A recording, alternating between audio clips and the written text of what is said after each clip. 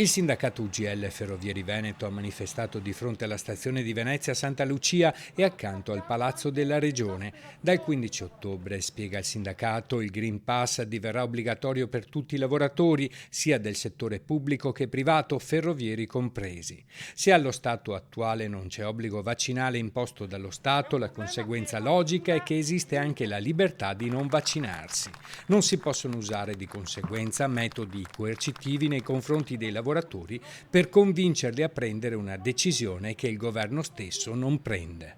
Lo riteniamo illegittimo, lo riteniamo assolutamente costrittivo per i diritti costituzionali che sono riservati ad ogni cittadino italiano, in quanto sta limitando l'accesso a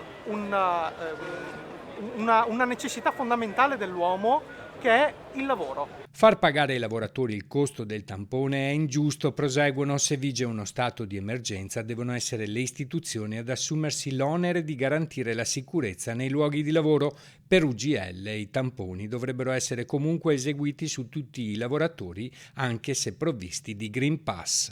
Se tutti i lavoratori hanno la possibilità di accedere a questo tipo di beneficio, che deve essere lo Stato che lo garantisce, allora sì, possiamo dire che sono state fatte delle scelte che veramente tutelano tutti quanti, ma tutta la popolazione.